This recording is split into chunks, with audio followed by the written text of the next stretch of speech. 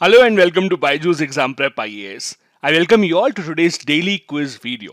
Let's begin the quiz with question number 1 on your screen. Consider the following statements with regards to the Indian citizenship. Number 1. When a person relinquishes his citizenship, every minor child of that person also loses Indian citizenship.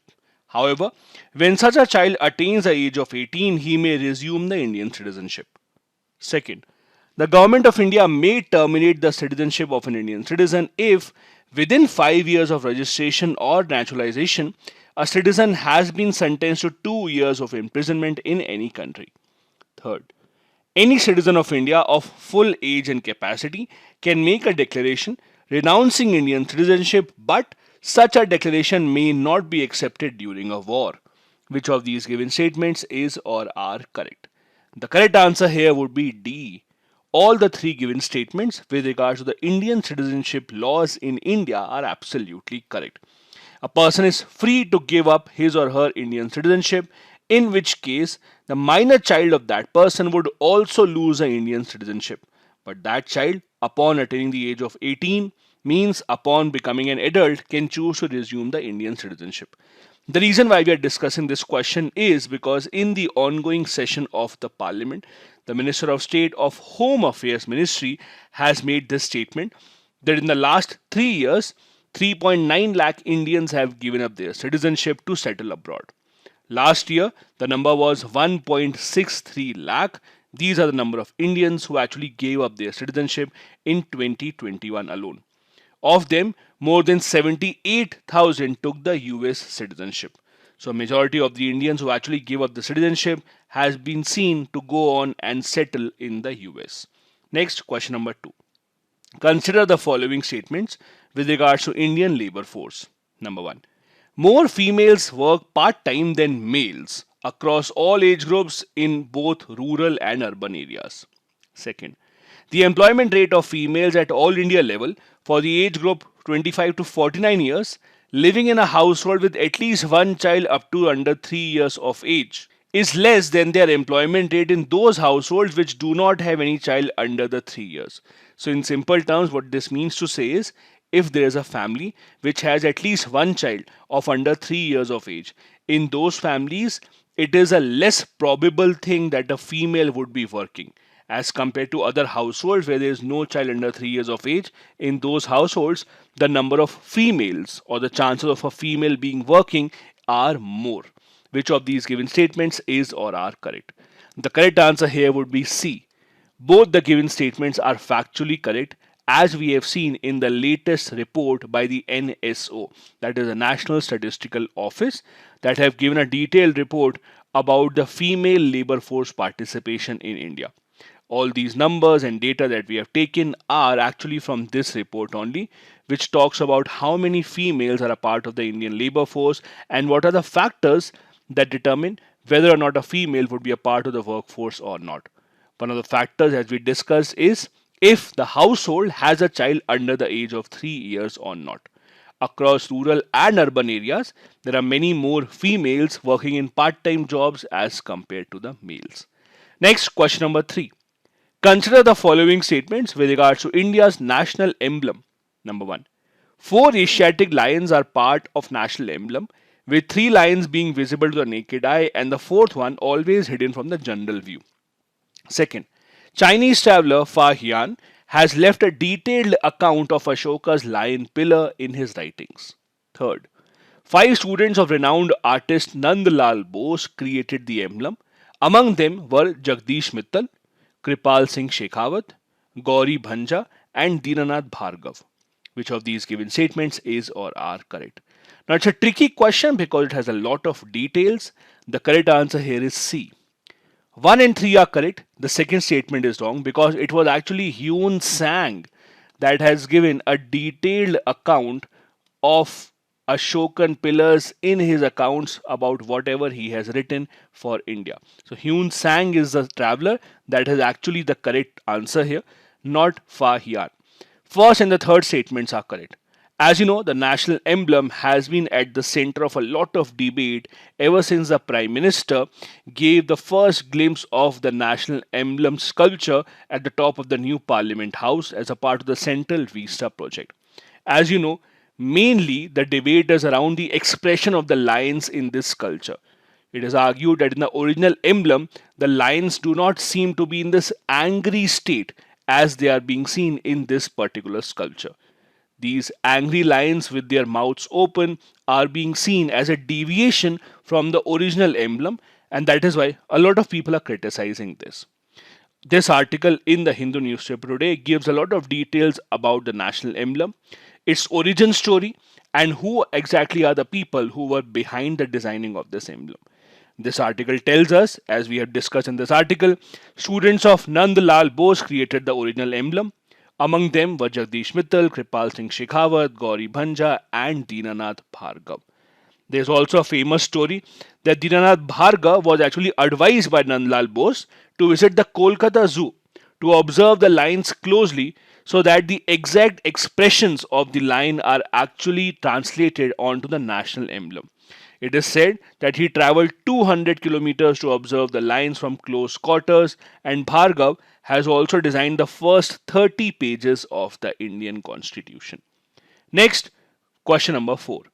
Consider the following statements with regards to ancient Indian texts. Number 1.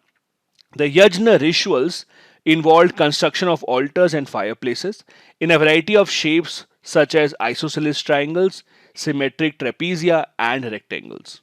Second, the Sulba Sutras describe steps towards construction of these figures and prescribed sizes. Third, the Sulba Sutras have statement of Pythagoras' theorem, examples of Pythagorean triples and their use in construction. Which of these given statements is or are correct? The correct answer actually is D. The reason why this particular topic is in the news specifically with respect to Pythagoras theorem and its connection with India is because of what has happened in Karnataka. So the Karnataka government recently revised their history books, under which the Karnataka government has now mentioned that the Pythagoras theorem has its origin from the Vedic era of the Indian historical text and not really from Pythagoras. Now this is something that many people have been debating for a long time. Many historians, in fact, believe that Pythagoras' theorem was actually the work of a lot of Indian historians who have even mentioned it in our Vedic text. In fact, many people also say that there was no one called Pythagoras. These were works of many different people who were collectively brought together under one fictitious name called Pythagoras. There are different versions of what people actually choose to believe. Thus, what has happened in Karnataka is that the books now call the Pythagoras theorem as fake news and describe it as so-called Pythagoras theorem. Now, there are different versions of this story believed across the world. A lot of people who believe in the power of Indian Vedic texts say that the Sulba Sutras are the texts which actually contain a lot of these calculations which were given the name Pythagoras theorem, although Pythagoras came much later on. As you can see here in the timeline, the Sulba Sutras started existing from 800 BC, while the timeline for Pythagoras is considered to be around 570 to 490 BC only. Next, we have a previous year question from 2022. Rapid financing instrument and rapid credit facility are related to the provisions of lending by which of the following? Asian Development Bank, the International Monetary Fund, the United Nations Environment Programme Finance Initiative, or the World Bank. The correct answer here is B. It is the IMF who actually is associated with these kind of financing. The rapid financing instrument, as the name suggests, is to give rapid financial help to those member states who are facing an urgent problem of balance of payment. This was created mainly for the support of the IMF to be much more flexible because the nations, for example, let's take an example of Sri Lanka. The nations need some money very urgently. This is when rapid financing instrument comes into the picture. Then we also have the rapid credit facility that provides rapid concessional financing assistance to low income countries specifically that have been facing a balance of payment crisis. The rapid credit facility usually does not have any ex post conditionality, because the IMF believes that it is not necessary or feasible to be implemented in that nation. Next, we have a fact of the day, and today we'll be discussing about the consequences of depreciating value of rupee. As you know, rupee has crossed 80 rupees to a dollar in the intraday trade to close at 79.9 rupees to a dollar. In this article of the Indian Express, the author here discusses why exactly is the exchange rate falling and what are the implications at a time when the inflation is also extremely high. Now, if you have been following the news, you would know ever since the Ukraine-Russia war began and the crude oil prices across the world started to increase, the rupee has been losing its value against the dollar. There are a lot of concerns in India and also outside India about how a weaker rupee would affect the broader economy in India. Especially because right now we are also facing a very high inflation and the entire country is now coming to terms on how to deal with it. In very simple terms, when the value of the rupee depreciates, that means importing goods and services from any other nation into India becomes much more costlier. However, there is a flip side to it as well. That is, if you are exporting some goods and services from India to some other country, especially if you're exporting something to the US, then Indian products become cheaper. Let's take this example. From the US, if someone is trying to buy an Indian product, they just have to pay $1 now to buy a product worth 80 rupees. Earlier, they would have to spend more than that because earlier their $1 would have been equivalent to only 75 rupees. So it does work in favor of those who are exporting stuff from India. In the last couple of years, the value of the rupee has been extremely resilient in the long trend. However, the current trend in inflation is actually depreciating the value of rupee quite considerably. And this is not just with rupee. If you look at around the world, even the value of euro has come at an all-time low, and in fact, for the first time, it has even become cheaper than $1. That means while Indian currency is depreciating as compared to dollar, but when you compare Indian currency with that of euro and many other nations across the world, Indian currency is actually becoming stronger as compared to those few currencies.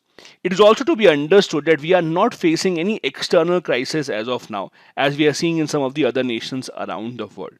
Our external debt, for example, is in a comfortable position and we are not running out of the foreign exchange as many people would like to believe. For example, the ratio of India's external debt to the GDP right now is about 19.9%.